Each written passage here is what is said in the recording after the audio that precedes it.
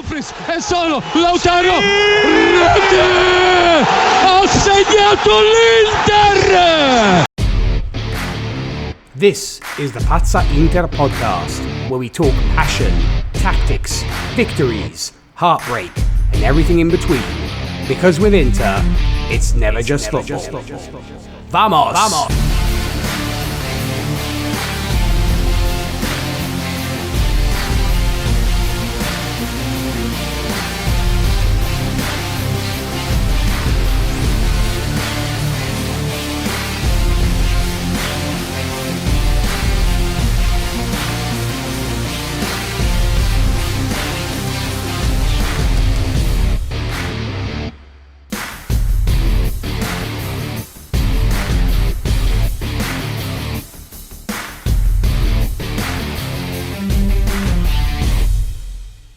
Ciao people, and welcome to the Pazza Inter podcast. I'm your host, DJ Nik, coming at you from Milan, the home of the boys in black and blue, and today, my fellow Inter fans, where do we even begin after that madness in Como? Because on paper, this goes down as 3 points. In reality, it felt like a title-defining, heart attack-inducing statement from a team that simply refuses to die. Inter beat Como 4-3 in one of the craziest matches of the Serie A season, but that scoreline barely tells the story. Let's set the stage. Inter came into the match top of the table, knowing Napoli had dropped points earlier in the day. The opportunity was there, win and stretch the lead in the Scudetto race. But from the opening whistle, Como looked fearless. Cesc Fabregas had his side flying. They pressed high, they attacked in numbers, and frankly, they outplayed us for most of the first half. Alex Valle opened the scoring in the 36th minute after Como's pressure finally broke through. Then right before half-time, Nico Paz doubled it. 2-0 Como. Inter hearts around the world were sinking, mine included, and deservedly so, because Inter looked flat, rattled, second best in every duel. But then came the moment that changed everything. One name, Marcus Thuram. In stoppage time of the first half, Barella slipped him in and Thuram buried it to make it 2-1. One goal, one lifeline, one psychological shift. Because the second half, that was pure championship mentality. Just 4 minutes after the restart, Marcus again. 2-2. Game on. And suddenly Como, who had looked in total control, were hanging on by a thread. Then came Denzel Dumfries. The Dutchman turned into a wrecking ball down the right side. 58th minute, goal. 72nd minute, goal again. From 2-0 down to 4-2 up. An astonishing turnaround. 2 braces on the day. Thuram with 2, Dumfries with 2. Inter's wing-back and striker dragging this team back from the dead. Now yes, Inter being Inter, they had to make it dramatic. Lucas D'Acunha converted a late penalty in the 89th minute after the VAR intervened. Still have some suspicions about that penalty, making it 4-3. The final minutes were chaos, bodies everywhere, panic defending, Sommer called into action, but we survived. And what does this result mean? It means Inter now sit 9 points clear at the top of Serie A with 6 matches remaining. This means this team has one hand, maybe 2, on the title. And it means that even when they're ugly, even when they're vulnerable, even when they're down 2 goals away from home, they still find a way. But let's be honest, this was not perfect. Defensively, Inter was all over the place in that first half. Without Lautaro, who missed out through injury, the structure looked off very early in the game. The midfield got bypassed too easily, the back line was stretched repeatedly by Como's movement, so while we celebrate the comeback, and we should, there are warning signs here. Against stronger European opposition, you don't survive that first half. But domestically, champions win games like this. Not the clean 2-0 professional wins, not the polished tactical masterclasses. Champions win the ugly ones. Champions survive the madness. Champions come back from 2-0 down in hostile atmospheres and walk away with 3 points. And that's exactly what Inter did. So, if you're looking for the headline from Como vs Inter, I would say Inter may not be flawless, but they are relentless. And if this is the match we look back on in May, as the moment the title race truly ended, remember where it happened.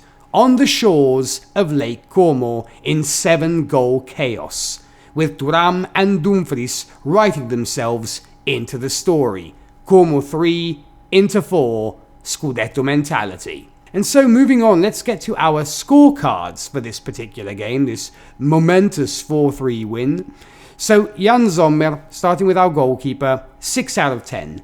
He made several saves and he kept Inter alive during Como's early domination, but maybe could have done better on Nico Pass's finish.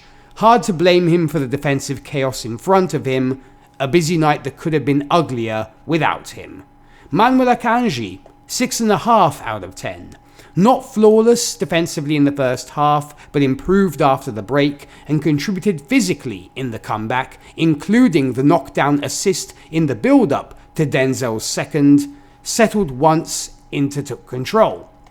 Francesco Acerbi, 5.5 out of 10. He looked exposed by Como's movement and pace throughout the first half. Better in the second, but still a shaky outing by his standards. One of his rougher performances this season.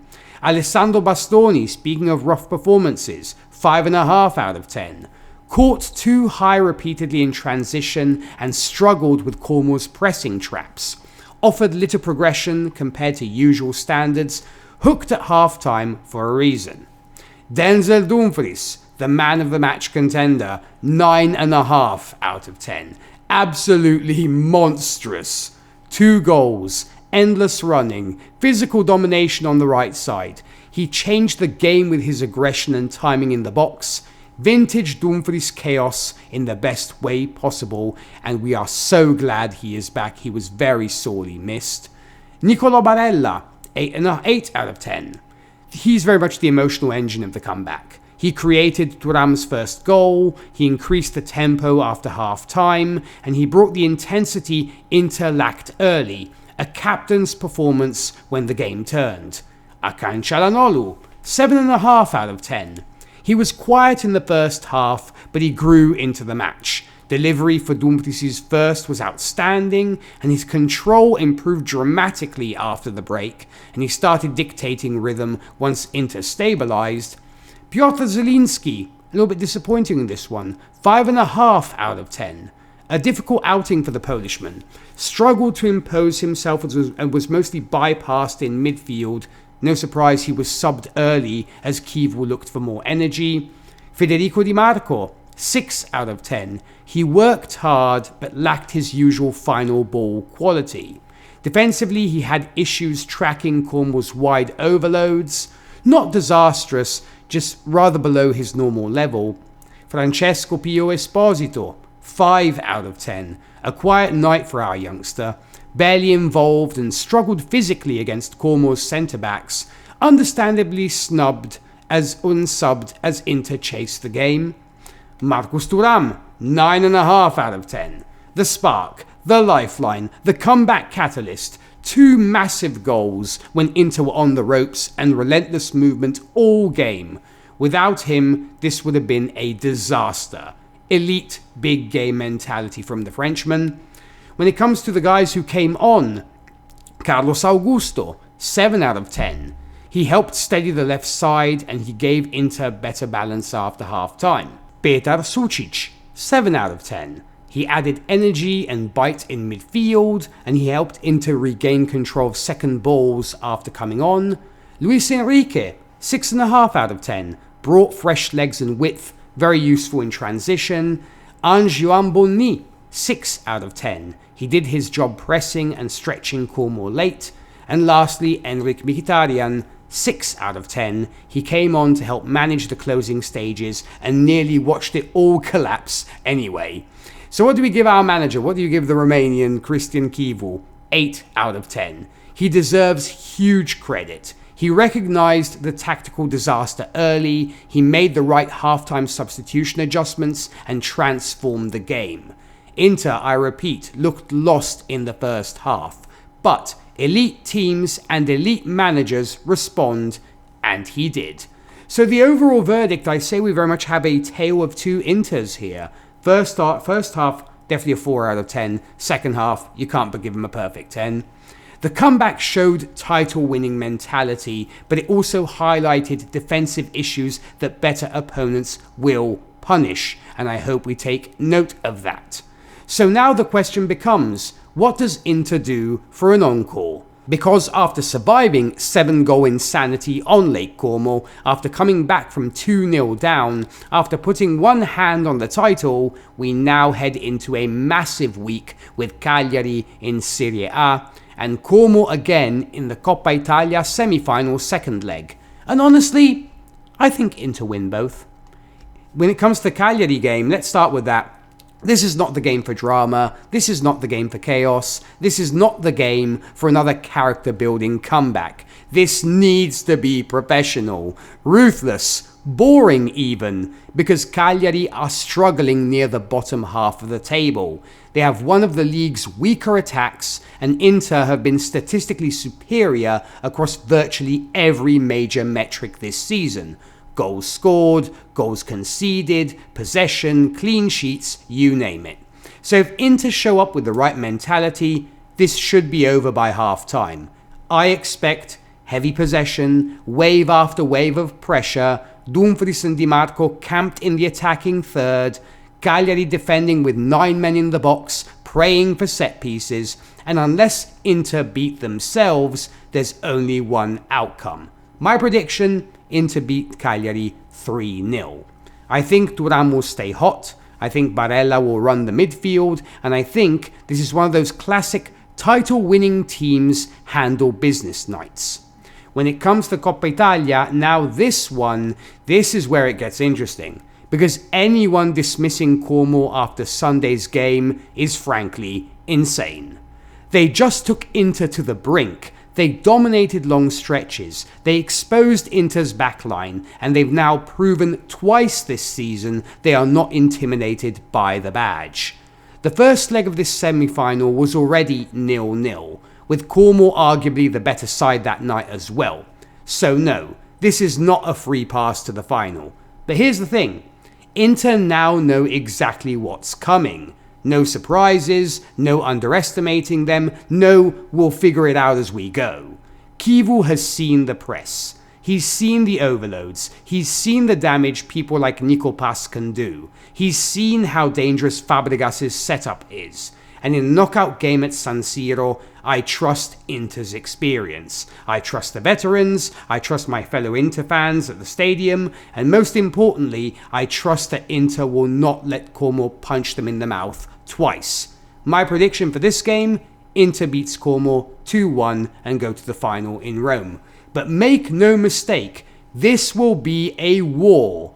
Como are one of the stories of the season, sitting in the European race and playing fearless football under Fabregas. And they've made life miserable for bigger clubs all year long. They will score chances, they will create danger, they will have moments, but in the end, big players decide big games. And I think Lautaro, if he should show up and be healthy, Thuram and Barella definitely step up. And hopefully people like Pio Esposito might do something for us as well. So my final call, beat Cagliari, beat Como, and suddenly you're staring at a near certain title in the Serie A, another Coppa Italia final, a real domestic double in reach.